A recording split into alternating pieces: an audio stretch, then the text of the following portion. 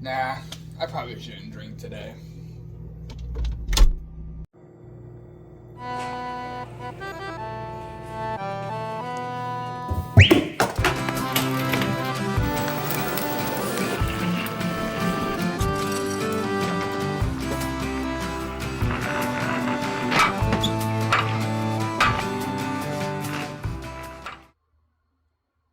What the fuck? Alright. Sometimes, guys, the beer just finds you. And that's what happened today. Today, I'm reviewing Crumble from Fatheads Brewery, which my glass is over here. Ignore the Wendy's cup. This is a cinnamon and vanilla honey blueberry ale. So Fatheads Brewery is a big one out here in Ohio. I've had their Bumbleberry before. One of my favorite beers ever, honestly. So I'm excited to try this when I saw this one. Looking for some more information on it. Brewed and canned at Fatheads Brewery in Middleburg Heights, Ohio.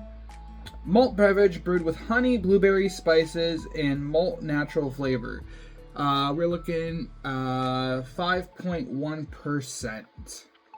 Chill out, man. Have a beer. I just want to say I do like the can. It's like it's pretty simple, but I don't know, it pops. It stands out. The glass I'm using today is from Walking Distance Brewing Co. in Marysville, Ohio. Very nice little brewery.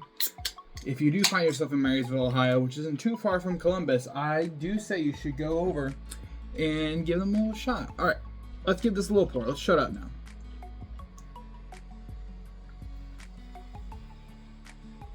Okay, there we go. Put you right there. Wow. The aroma is immediately hitting from right here. God, that smell. That smell. The kind of smelly smell.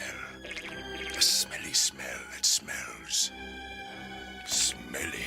I think it's the honey. The honey that they're advertising. They put honey in here. Yeah, honey blueberry ale. This is a very fruity. Like, I didn't expect to just jump into this that fast, but this is very fruity smelling, very honey smelling. The longer I smell it, the more I'm smelling everything that's advertised on this can. I'm excited to try that. It's, like I said, it's not offensive on the nose. This just smells delicious. There's almost no beer yeasty smell to it. You're just getting straight honey, straight blueberry. So let's just straight up drink it.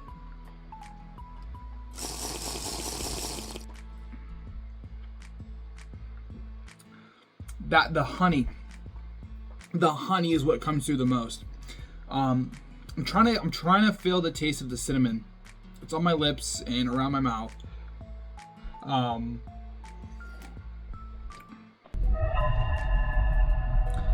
The honey being the most present without being overly offensive or too honey, too sweet tasting.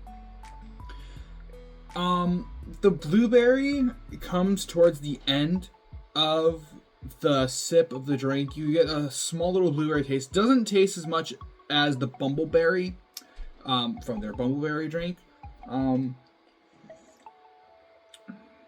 It almost tastes very closer, very weedy grain, like a grain, which maybe I don't know. That's a weird thing to describe it, but that's sort of what's giving me, which is sort of the kind of vibe you get from an IPA, I think. When I say that about this being related to an IPA, like 2% maybe.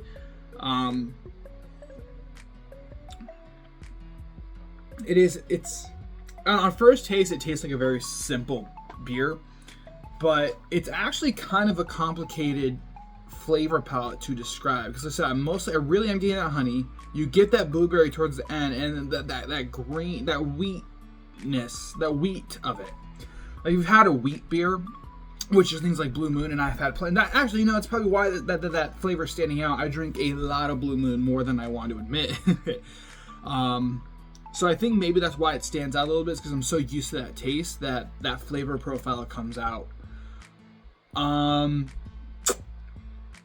So in terms of advertised taste, we're gonna go with a. But we'll go with a 4 on the advertised taste. Everything it's saying is on there, except that cinnamon. Even the smell and the flavor, I just don't get the cinnamon. I really don't.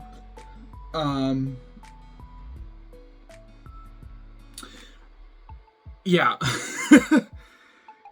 But I kind of want to move on to my how I generally feel about it, and I think I'd be comfortable going with a 3.5 on that. It's a delicious beer.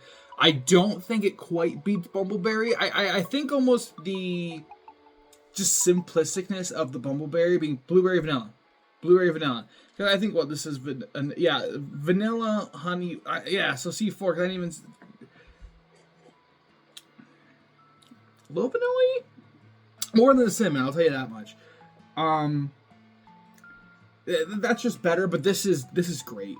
One thing I didn't mention is I love the color. This gives me the coloring of a honey, almost like a honey mead, like a cheaper mead. A lot of cheaper meads have a lot more hazy like this. So yeah, well, I think I just said it right, 3.5. Yeah, okay. So now we got to get into the category where I chug the shit out of this and tell you how much you can chug it. So let's go, boys. Can we get much higher? So high.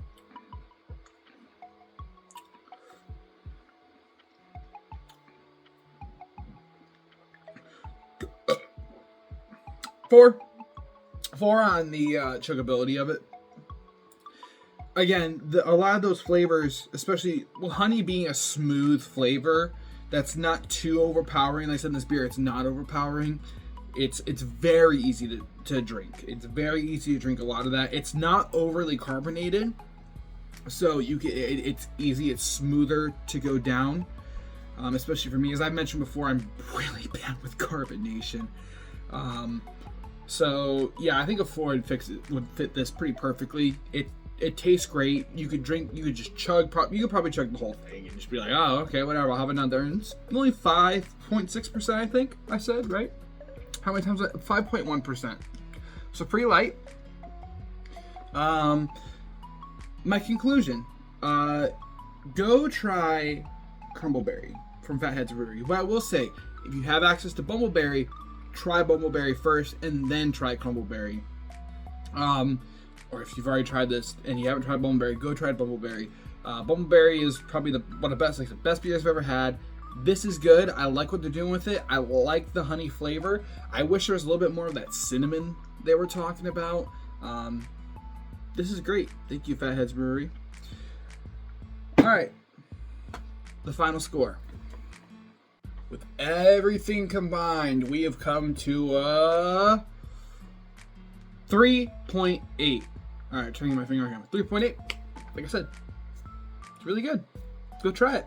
Also, subscribe. Also, check out the Scream Drunks podcast here on YouTube or on Spotify. Also, that's it. That's all I have to plug. Later, butt chuggers.